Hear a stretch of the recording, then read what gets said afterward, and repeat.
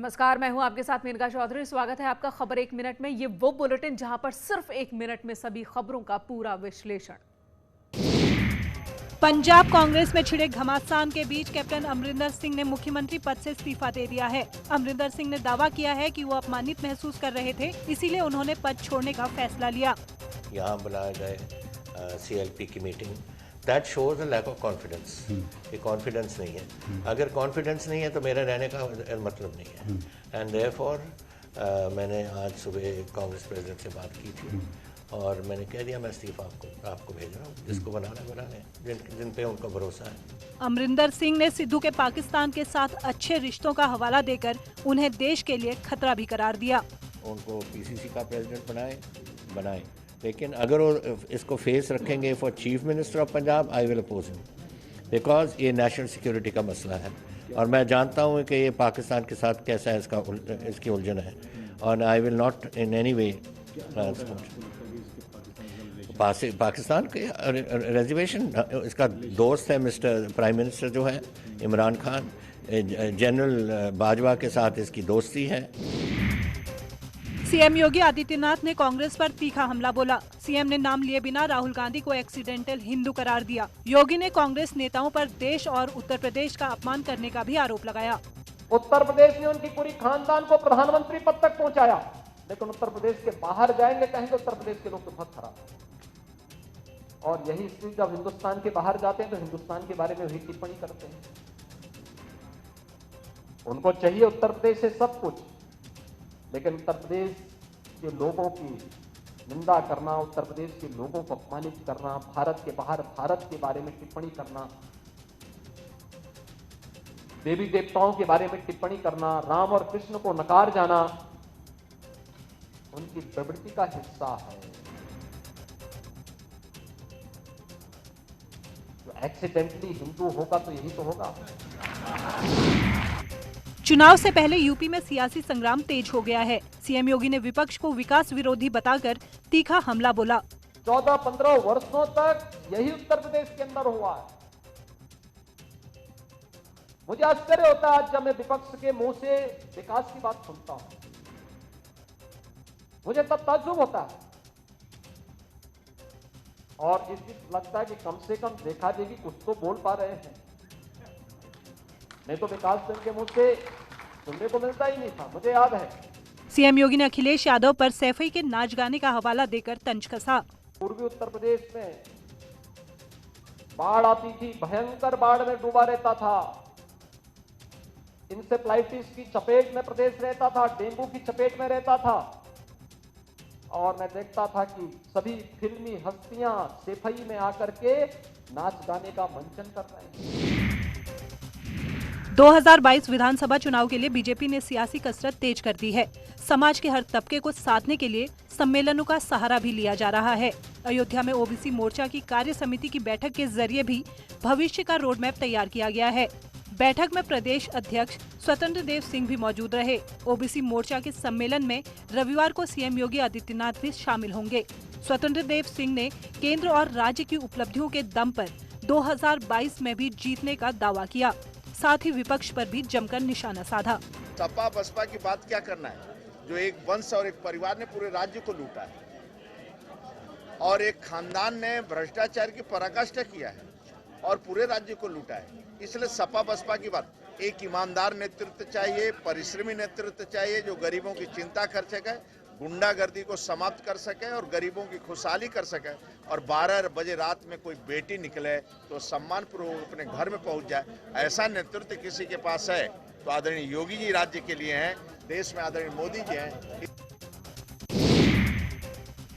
UP की योगी सरकार doctors की रिटायरमेंट सीमा बढ़ाने जा रही है। दरअसल योगी सरकार ने कोरोना और अन्य बीमारियों को देखते हुए स्वास्थ्य विभाग में एक बड़ा फैसला करने की तैयारी की है, जिसके तहत डॉक्टर्स की रिटायरमेंट उम्र 65 से बढ़ाकर 70 वर्ष की जाएगी। इससे संबंधित प्रस्ताव भी जल्दी कैबिनेट बैठक में पेश किया जाएगा। चिकित्सा शिक्षा मंत्री सुरेश खन्ना ने न्यूज 18 से एक्सक्लूसिव बयान में कहा कि हमें ज्यादा अनुभव वाले डॉक्टर्स की आवश्यकता है। डॉक्टर रिटायरमेंट के बाद अपना कोई प्राइवेट क्लिनिक खोलें, इससे बेहतर है कि वो अपनी सेवाएं हमें ही दे। बहुत जल्दी हम करने जा रहे हैं, क्योंकि डॉक्टर्स की कमी को देखते हुए और डॉक्टर की एज जो उनकी रिटायरमेंट एज है मेडिकल कॉलेज में। हमारे जितने भी सरकारी मेडिकल कॉलेज हैं और 186 मेडिकल कॉलेज जो नए खुल रहे हैं उनमें हम एज बढ़ाकर 65 से 70 करने जा रहे हैं। भारत ने एंटी कोविड वैक्सीनेशन में नया रिकॉर्ड स्थापित किया है। शुक्रवार को 2.5 करोड़ से ज्यादा लोगों को वैक्सीन की डोज दी गई। केंद्र सरकार ने जहां इस उपलब्धि का जमकर प्रचार किया तो कांग्रेस के नेताओं ने जमकर तंज कसे। जवाब अगले दिन खुद प्रधानमंत्री नरेंद्र मोदी ने दिया। गोवा के हेल्थ वर्कर्स से बात करते हुए मोदी ने बिना नाम लिए कांग्रेस पर चुटकी ली। पीएम ने वहां मौजूद एक डॉक्टर से पूछा कि कल वैक्सीन 2.5 करोड़ लोगों को लगी तो एक पार्टी को बुखार क्यों आया है। डॉक्टर साहब भी प्रधानमंत्री की बात सुनकर हंस दिए।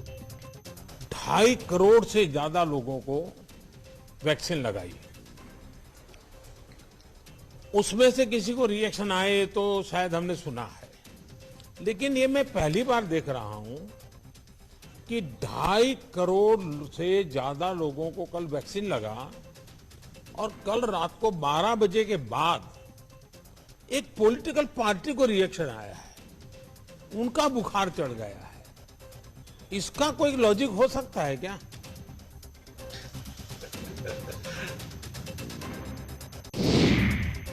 सीएम योगी ने ताजनगरी आगरा और कानपुर को बड़ी सौगात दी है। सीएम योगी ने कानपुर और आगरा मेट्रो की पहली प्रोटोटाइप ट्रेन का वर्चुअली अनावरण किया। इस मौके पर उन्होंने उम्मीद जताई कि ये मेट्रो ट्रेन आगरा और कानपुर के विकास के लिए मील का पत्थर साबित होगी। सीएम योगी ने कहा कि कानपुर और आगरा में मेट्रो की सुविधा उपलब्ध कराने में युद्ध स्तर पर काम चल रहा है।